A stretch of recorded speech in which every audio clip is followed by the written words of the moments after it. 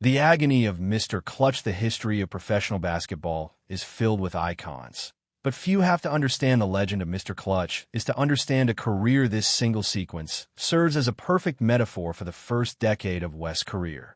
He was a scoring machine, once averaging 46 points per game across the entire 1965 postseason, a feat of pure offensive willpower.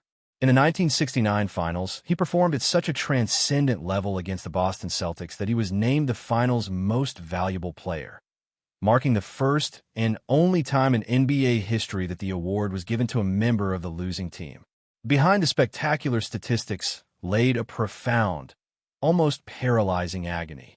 Jerry West reached the NBA Finals 9 times as a player, and 8 times he walked off the court empty-handed, most often tortured by Red Auerbach's Boston Celtics.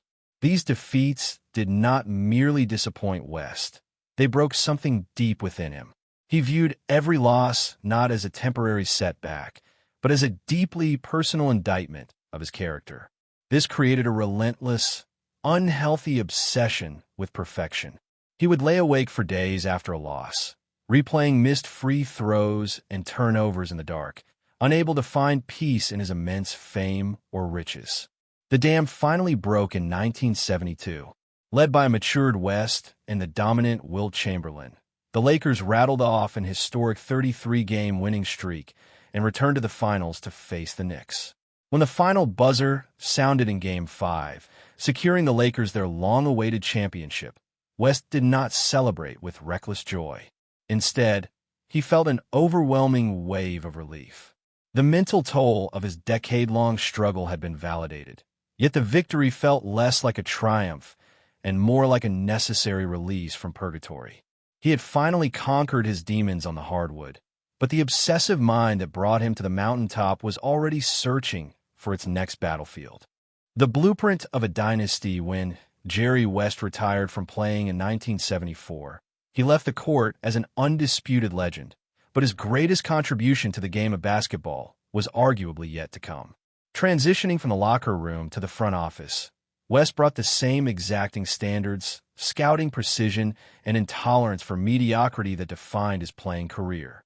By the early 1980s, he had assumed the role of general manager for the Los Angeles Lakers, inherited a team featuring Magic Johnson and Kareem Abdul-Jabbar, and immediately began constructing the architectural blueprint of a sports dynasty. West was the quiet mastermind behind the Showtime Lakers. While owner Jerry Buss provided the Hollywood glamour and Magic Johnson provided the on-court flair, West provided the structural steel. He traded for vital pieces like Byron, drafted James Worthy with sniper-like precision, and constructed a roster that perfectly complemented a fast-breaking style of play.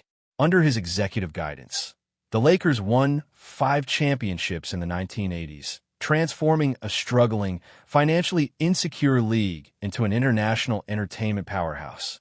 However, West's true magnum opus as an executive occurred during a single, high-stakes summer in 1996. Recognizing that the Showtime era had run its course, West engineered a high-stakes gamble that reshaped modern basketball history. He cleared massive amounts of salary cap space to sign the league's most dominant young center, Shaquille O'Neal, away from the Orlando Magic. Concurrently, he traded starting center Vlade Divac to the Charlotte Hornets in exchange for the draft rights to a skinny, 17-year-old high school guard named Kobe Bryant. It was a maneuver of breathtaking audacity, risking the franchise's immediate future on a teenager and an unproven superstar duo. The gamble paid off spectacularly, resulting in a three-peat championship dynasty from 2000 to 2002. What made West the most feared executive in sports was his unique, almost psychic ability to scout a player's temperament and winning DNA. While other general managers relied heavily on raw statistics or physical measurements, West looked at players' eyes, their reactions to adversity, and their competitive cruelty. He saw in Kobe Bryant the same toxic, unyielding obsession with winning that had tortured him throughout his own life. West knew how to manage egos because he possessed one that was equally sensitive and demanding. He could spot the invisible flaws in a prospect's psychological makeup from a mile away, ensuring that any player who wore the purple and gold possessed the mental fortitude to handle the bright lights of Los Angeles. A legacy of modern influence as the 21st century progressed, West chose to leave the high-stress environment of Los Angeles, but his basketball mind remained elite well into his late 70s and 80s. He transitioned into an elder statesman and consultant, offering his Midas touch to franchises looking to cross the threshold into championship contention. In 2011, he joined the front office of the Golden State Warriors as an executive board member. It was West who famously put his foot down against trading a young Klay Thompson for Kevin Love, arguing that the shooting and defensive potential of Thompson and Stephen Curry was the future of the league.